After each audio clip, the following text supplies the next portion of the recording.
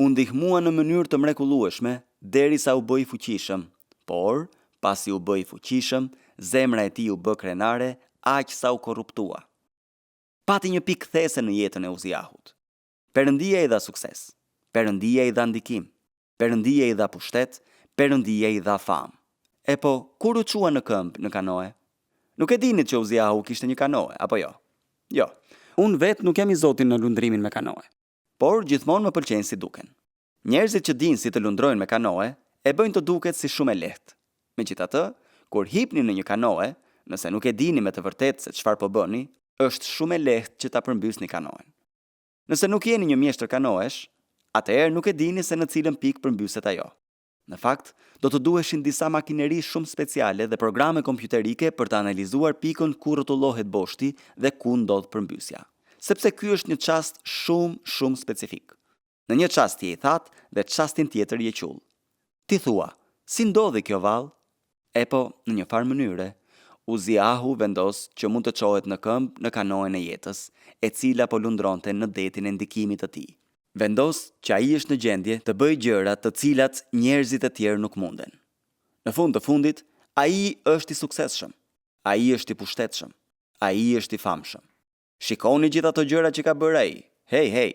Tani ajo që shohim nuk është ndonjë zbulim, një pamje në prapaskenë. Ajo që kemi është ritregimi i mënyrës se si u manifestua krenaria e tij. Vras mendjen nëse në veprimet publike që përshkruen këtu për ne, në fakt na jepet një pamje e qëndrimit të tij privat, për aq sa çka zemra qet goja, për aq sa veprimet tona janë në fakt shfaqja përfundimtare ku qëndron besnikëria e zemrës sonë. Prandaj, në të njëjtën mënyrë siç bënim skicat me karbon, vëreni hapat e famës dhe dobësisë së tij. Shihni se çfarë na thot shkrimtari i kronikave në lidhje me mënyrën se si u shpreh krenaria e tij. Së pari, në vargun 16, ai nuk i qëndroi besnik Perëndis. Ai mëkatoi kundër Zotit. Sa shumë që thot kjo frazë. Ai do të na tregoj pikërisht se si kjo gjë u shpreh në një rast të veçantë. Apo flasim për të njëjtin personazh që e kërkoi Zotin, atë që kërkoi Perëndin?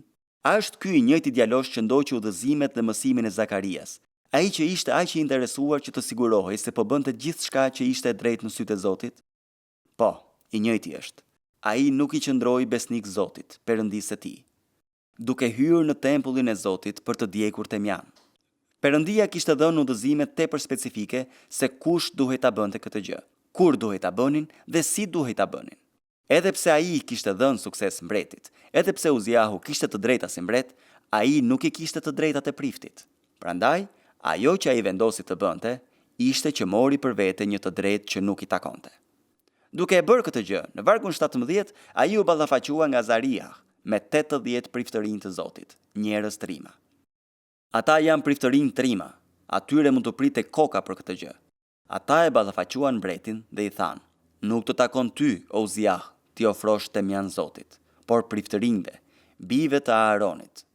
Këtu nuk shohim që Uziahu të zemërohet kundër sistemit, por ai zemërohet kundër priftërinjve.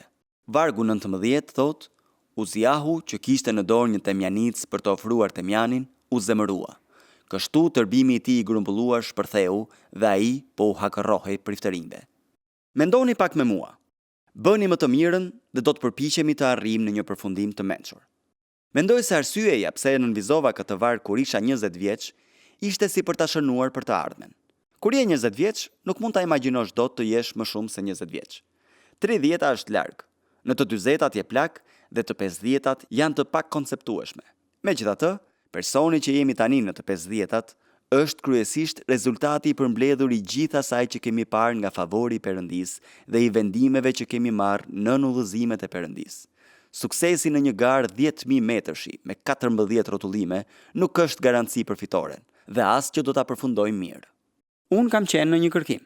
Jam në një kërkim për të zbuluar. Si ndodh kjo? Pasi kjo mund të ndodhë secilit prej nesh. Dhe e kuptova, nëse mund të shohim pak nga mënyra se si shpaloset kjo gjë, atëherë kjo mund të shërbejë si një kur parandaluese, apo jo? Nuk mendoj se kjo gjë i ndodhi krejt papritur Uziahut. Nuk mendoj se ai u zgjua një mëngjes dhe mori një vendim të prerë për t'ia kthyer shpinën Perëndis. Mund të themi se tek Uziahu shohim një zemër të zmadhuar. Një zemër të zmadhuar.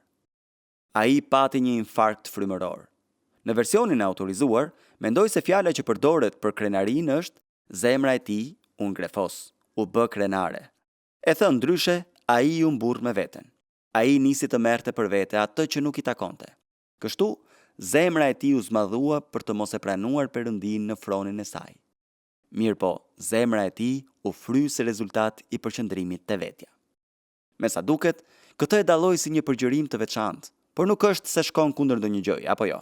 Nëse i vazhdonin takimet e mëngjesit, diku gjatë udhës ato ndaluan. Diku gjatë udhës ai ndaloi së qenin nxënës. Diku gjatë udhës ai u bë thjesht përcjellës i informacionit. Ai ishte personi që i dinte të gjitha përgjigjet. Ai ishte personi që e kishte kërkuar Perëndin. Në fund të fundit, shiko se sa i suksesshëm që ishte ai. Nuk ishte asnjë aq të bekuar sa ai. Ai kishte ndikim përtej kufive të vendit të vet. Ai ecte rrugës dhe të gjithë e njihnin. Mirë po, diku në vendin e fsheht, vëllezër, në atë vend të fshet që e di ti në makinën tënde, unë në shtëpinë time dhe secili prej nesh në dhomën e gjumit, dhe kur jemi vetëm në hotel, në vendin e fshet, atje ku Perëndia na heton, na sprovon, i njeh mendimet tona plot ankth dhe sheh nëse ka ndonjë udhë të ligë në ne, diku atje, në zemrën e Uziahut, ndodhi një shmangje nga shtegu i drejtë. Dëgjoni.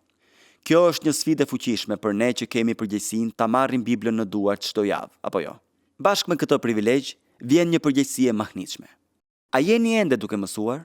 Shpresoj që po. Mendoj se jeni këtu nga që jeni ende duke mësuar. Unë jam këtu nga që dua ende që të mësoj. Mendoj se ai filloi të besonte edhe raporteve të tij për shtyp. Ai filloi të besonte gjërat qesharake që thoshin njerëzit për të. Ata e kishin gabim. Ata thoshin gjëra për të. Disa nga gjërat që ata thanë ishin të sakta, por ai nuk kishte një zonjush në dyqanin e ëmbëlsirave. Kështu themi ne në Glasgow. Dhe ju pyesni, çfarë është kjo? Do t'ju shpjegoj. Një të shtunë pasdite, në një lagje të Glasgowt, që quhet Mary Hill, si djalë 9 vjeçar që isha, babai më kishte shpënë me zor për të dëgjuar një kor djemsh. Kjo është diçka që çdo djalë 9 vjeçar në Skoci dëshiron ta bëj pasditen e së shtunës. Mami më kishte veshur bukur për këtë rast. Mi bëri flokët me gjel dhe ma lau fytyrën e qafën me sapun. Mendoj se po qëndroja në një dyqan ëmbëlsirash, një ëmbëltore, me buzëqeshjen vesh më vesh. Në dyqan kishte të rritur. Unë thjesht mund ta mendoj që të rriturit duhet të kenë thënë: "Ua, shikoni sa djali u i disur. Sa djali pashëm që qenke. Hej, shikoje, bravo djalosh. Shikoje, pa. Po thuaj diçka e tillë." Kur të rriturit u larguan, zonjusha po e kthente tasin e madh në qese dhe po e mbështillte, ma dha mua mbi banak dhe më tha: "Djalosh, lajkat janë si parfumi. Merri erë, por mos e pi." Diku gjatë udhës, Uziahu duhet të ketë qenë në dyqanin e ëmbëlsirave dhe ta ketë takuar atë zonjush. Mirë po, ai filloi të besonte raportet e tij të shtypit. Raportet e shtypit nuk i jepnin fare lavdi Perëndis. Raportet e shtypit ishin të gjitha për Uziahun. A i dëgjove çfarë bëri Uziahu? A i lexove çfarë bëri Uziahu? E ke parë ku ka qenë Uziahu? Ai u zgjua në mëngjes. Shkoi në internet dhe pa nëse mund të gjente emrin e tij. Çfarë po thon për mua këtu? Po aty. Ai vendosi që mund të shkonte ku të donte. Lejohet apo jo, unë do të shkoj në tempull. Ai vendosi që mund të bënte atë që i pëlqente. Ai vendosi që rregullat nuk vlenin më për të. Për Uziahun, në lojën e golfit të jetës së tij, nuk ishte më asnjë gjë që ishte jashtë saqeve, dhe ai mund të provonte sa herë të dëshironte. Ai ishte mbreti dhe kishte mundësi pafund nëse nuk i pëlqente kjo goditje. E po, do ta provoj edhe një herë atë goditje. Kur arrinte te gropa e radhës, personi që ishte përkrah tij nuk e pyeste sa pik fitove, por me sa goditje dëshiron ta kapësh këtë grop, Uziah. Ai i thoshte: "Këtë grop dëshiroj ta kap me goditjet normale." Tipi ja kthente: "Po si kur ta kapësh me një goditje më pak?" "E po, pse jo? Shënoje që e kapa me një goditje më pak. Kjo do të duket mirë në gazeta." Fakti që ai kishte hedhur 2 topa në ujë, disa të tjerë në përpem dhe që mezi e arriti me 11 goditje nuk kishte fare rëndësi. Kjo ndodh nga që ai mund të shkojë ku të dëshirojë. Ai mund të bëjë çfarë të dojë dhe asnjë nga rregullat nuk vlen për të. Në fund të fundit, ai është i famshëm. E po, shiko gjithçka që ai ka bërë. Kur arriti në shtëpi, E dinte se bashkëshortja e tij do t'ja bënte gati vaskën për banjo dhe se do të dëgjonte këngën e tij të parapëlqyer ndërsa do të shtrihej mes fluckave. Kënga e tij e parapëlqyer ishte All Blue Eyes. Ai u shtri në vask, hodhi vështrimin lart dhe po shijonte fjalët e këngës. Mendoje pak, e bëra të gjithën këtë dhe mund të them që nuk e bëra me hezitim. Oh jo, zja, e bëra si desha vet. Çfarë është njeriu, çfarë ka ai, nëse nuk ka veten, s'ka asgjë. Ti thot gjërat vërtet ashtu siç i ndjen dhe jo zërin e atij që dorëzohet. Duket qartë që i durova goditjet. E bëra si desha vet. Dëgjoni. Ky është një tregues po aq i qartë i shkatërrimit në zemrat tona, sa edhe kur kemi një kish me 37 vet, ku vendosim letrën higjienike në tualet, ku pastrojmë rrëmujën që ka lënë pas takimi i burrave një natë më parë, ku shkojmë dhe gjejmë mbulesën që vendoset mbi tryezën me këmbalec, e cila sa nuk po rrëzohet, sepse asnjën nga grupet e dhjakëve nuk harxoi para për të blerë një të re. Ku ju merrni një poç, e mbushni me ujë dhe dilni jashtë të gjeni disa lule. I prisni, i vendosni në poç dhe pastaj e vendosni atë mbi tryezë. Pastaj shkoni në dhomën e veshjes dhe thoni: O Zoti i madh, më ndihmo, ata po vijnë përsëri. Ju thoni: nga e di gjithë këtë? Kjo është jeta ime. Jo vetëm e djeshmja, por kjo është jeta ime. Kjo ishte jeta ime. Këtë nuk e kam harruar. Prirja për të bërë krenar në atë situatë është po aq reale sa edhe në çdo situatë tjetër pasaj. Krenaria është tipike dhe e qenësishme në ne. Ajo është kanotjerja e shpirtit ton. Ato e veshim të parën dhe e zhveshim të fundit. Mendoj se këtë e tha Suinoku. Duhet të kishte qenë njëri me mend. Por kjo është me vend, apo jo? Prandaj, në një farë mënyre, fama e tij e kishte verbuar ndaj bujarisë së Perëndisë. Në përpjekje për të marrë atë që nuk ishte e tija, atij ju mor edhe ajo që kishte. E mbani mend që Jezusi e tha këtë? Ja merrni këtij dhe ja jepni atij. Nëse problemi i Jozafatit ishte që nuk mund të thoshte dot jo të tjerëve, atëherë duket që problemi i Uziahut ishte që ai refuzoi të thoshte jo vetes. Ai hoqi dorë nga ideja që, siç thonë edhe francezët, noblesse oblige, aristokracia mbart me vete detyrime. Thuhet se në një rast Napoleoni ka thënë: "Nuk jam njeri i zakonshëm, dhe ligjet e moralit dhe urtësisë nuk u shkruan kurrë për mua." Në një farë mënyre, ai kishte mendjen e Uziahut. Mendoj se ajo që e bën këtë gjë shumë tronditëse për disa nga ne, është që kjo nuk është një histori vesi ose poshtërsie. Ju e dini që kjo nuk është si rrëzimi i Davidit me Bathshebën. Prandaj, ne që po ja dalim të qëndrojmë në shtegun e drejtë dhe të ngushtë në lidhje me këtë çështje, themi: "E po, jemi mirë. Jam i sigurt që kjo mund të vlejë për dikë këtu, por sigurisht që ky person nuk jam unë." Është e vështirë ti shpëtosh kësaj, apo jo? Kjo ndodh për shkak se mëkati i krenarisë në kontekstin e kryerjes së punëve fetare ndodhi në tempull, në kontekstin ku Perëndia e qeveris lavdërimin e tij, dhe ky është vendi ku shfaqet krenaria e tij. Sigurisht kjo është një sfidë për faktin që ky nuk ishte një mëkat i rinisë së tij. Ky nuk është një djalë i ri për të cilin thoni: "E po, ai është një djalosh i ri, ai është kapadai, plot me optimizëm naiv dhe me mendjemadhësi." Jo. Ky është një burr në të 50-tat. Një burr me shumë eksperiencë, me ndikim dhe autoritet. Ky është një burr në të 50-tat. Është një burr me shumë eksperiencë, me ndikim dhe me autoritet. Kam qenë këtu për pothuajse 25 vjet. Gjatë këtyre 25 vjetëve që kam kaluar këtu, ka pasur disa rrëzime të mëdha në shërbesën pastorale. Kam 4 të tillë në mendje. Nuk do t'u referohem. Një ishte në Britani, 3 janë në Shtetet e Bashkuara. Në secilin rast i njihja personat e përfshirë. Në secilin rast i njihja më thellë se sa njohja e sipërfaqshme nga predikimet, librat dhe profilet e tyre. Në secilin rast kisha arsye për të qenë mirënjohës për suksesin që u kishte dhënë Perëndia. Në secilin rast, ajo që erdhi për shkak të suksesit të tyre ishte pikërisht gjëja që i çoi në dështim. James Taylor, duhet ta mbyll. Pasi kam cituar Paul Simonin, duhet të përfshij edhe Jamesin. Në këngën e tij të mrekullueshme, That's Why I'm Here, James Taylori në thelb thot: "Tani e kam kuptuar më në fund. Unë jam një këngëtar, unë jam një poet, unë këndoj këngë dhe njerëzit dëgjojnë." Ai shprehet kështu. Fati dhe fama janë lojë interesante. Njerëz krejt të panjohur të thërrasin me emër. Ata paguajnë shumë para për të dëgjuar zjarr dhe shi, vazhdimisht dhe pa pushim. Pavarësisht nëse ndikimi ynë është mikroskopik apo më i gjerë, ne dridhemi buzë shkatërimit. Këto do ta them me plot guxim, pasi për ta mbyllur do të flasim për doktrinën e zgjedhjes, dhe Sinclairi do të vijë të na sjellë në vete dhe të na inkurajojë. Mirë po, unë do t'ju trem mirë për sa të kem mundësi. Ju që tashmë po thoni, mos, nuk mundem. Kam dëgjuar në lidhje me Uziahun. Kjo është hera e 40 që e dëgjoj diçka të tillë, dhe kjo është hera më e keqe nga të gjitha. E po, jam i gëzuar që e keni të qartë. Mendon se mund të qëndrosh në këmbë në kanoe? Hap syt. Këtë tha dhe Pali të kapitulli 10 të letrës së parë drejtuar Korintasve, apo jo? Jo, ai nuk e përmendi kanoen.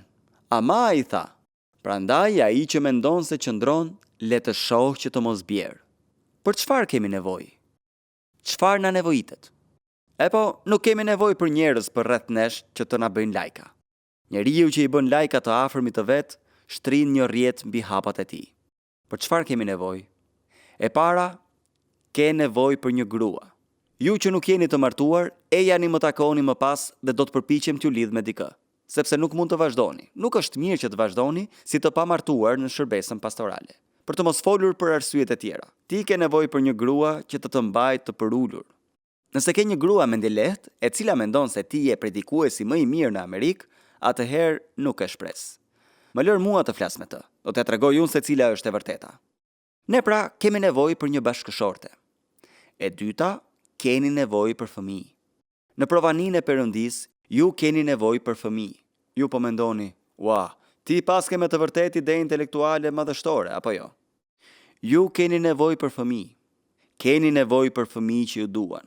Keni nevojë për fëmijë të cilët, ndërsa rriten, do të tregohen të sinqertë me ju. Ndonjëherë aq të sinqertë sa do t'ju shkaktojnë dhimbje, por të sinqertë gjithsesi. E di që djali im 25 vjeçar më do. Mendoj se ai do t'ja di për disa gjëra. Jo shumë kohë më parë, ai më tha: "Babi, pse nuk shkruan një libër të cilin dikush dëshiron ta lexojë?"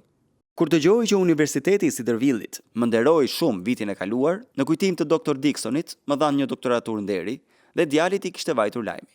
Po hanim në një restorant diku. Ishim një grup dhe po hanim bashkë. Dhe ai, krejt papritur, tha: "Hey, babi, si është puna me atë doktoraturën? Ma shpjegon pak?"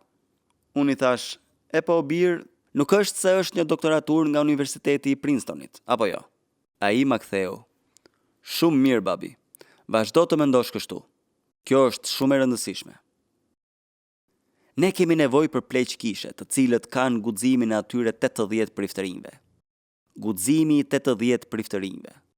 Unë t'ju tregoj një histori dhe pastaj do të ndaloj. Unë t'ju tregoj sepse më ka ndodhur në një mënyrë kaq goditëse vetëm në një rast të caktuar. Shpresoj që duke ju treguar, do t'ju theksoj idenë që po përpiqem t'ju përcjell, dhe jo idenë që po përpiqem të shmang. Një të mërkurë në mbrëmje, pas një takimi pleq, disa vite më parë, një nga pleqt më telefonoi dhe më tha: "Mbrëm në takimin e pleqve, kur ti i the X gjë filanit, ajo që the ishte e vërtet, por mënyra se si e the ishte e tmerrshme. Ti e lëndove atë, e cenove ndikimin tënd, dhe kjo pati një ndikim të hidhur në takimin ton. Dua që ta telefonosh, ti kërkosh të falur, dhe pastaj të më telefonosh edhe mua pasi ta kesh bërë këtë gjë." E mbylla telefonin dhe nuk do t'ju tregoj larminë e emocioneve të cilat më në fund më bën që ta ngrija telefonin dhe të bëja atë që më kërkua. Ai kishte të drejtë, ndërsa unë e kisha gabim. Mirë po, nuk mund t'ju tregoj dot se sa i madh ishte tundimi që të bëja të fortin me të. Hey, nuk kam arritur këtu ku jam sot duke i lejuar tipas si ti që të më flasin kështu në telefon. Por kjo nuk do të kishte pasur pikë kuptimi. Do të kishte qenë kot fare dhe thjesht mbrojtje e vetes. A ke bashkëshorte? A ke fëmijë që të flasin hapur? A ke pleq të mirë kishe? A ke një kopje të librit udhëtari? A i lexon shkrimet e Marry M. Cheneyt? Atëherë kaq mund t'ju them. Sepse në ato lloj arenash, në leximin e librit të M. Cheneyt për shenjat, shkaqet dhe kurat e besprerjes, e gjej ndihmën. M. Cheney thotë se kjo është ajo që duhet bërë. Hetoje shkakun e prishjes. Zemra jote nuk do të jetë as pak e gatshme për ta gjetur atë. Nëse je në një anije që po mbytet, së pari duhet të gjesh se ku po hyn uji. Gjeje vendin ku hyn uji në anijen e shpirtit tënd. Nxirre atë në dritë. Merr falje për të. Rrëfeje këtë gjë mbi kokën e cjapit mëkatmbartës. Hidhe në burimin e gjakut të tij që u hap për mëkatin dhe vrite atë nga të restar. hetoje shkakun, sillet e kryqi dhe vrite nga të restarin. Njerëzit po shkonin rreth qytetit dhe po thoshin: "Kush jeton në atë shtëpi të vogël?" Ata u përgjigjeshin: "Oh, Uziahu jeton atje." Si qëndron puna? "Oh, atë e ka zënë lebra. E ka zënë lebra." Atë, nga të gjitha këto fjalë, o Perëndi, lutem që të ketë diçka nga ti dhe nga e vërteta e Biblës, e cila do të shërbejë si kundërhelm për prirjen e zemrave tona të ngurta, që të marrin për vete të drejta që nuk na takojnë, për të dëgjuar lajka që thuhen, për të harruar që dashuria nuk krekoset, nuk fryhet dhe nuk është krenare. Të lutemi na ndihmo. Na ndihmo të gjejmë se ku është prishja nëse ka të tillë. Bëj që të vijmë dhe ta sjellim te kryqi i Krishtit. Ndërkohë që bëhemi të vetëdijshëm për faktin se mëkati po na ruan te dera, duke dëshiruar që të sundojmë mbi ne dhe që të na vër poshtë, na aftësoj që të zotërojmë mbi të. Ne lutemi me fuqinë e frymësate dhe për lavdinë e emrit të Krishtit. Amen.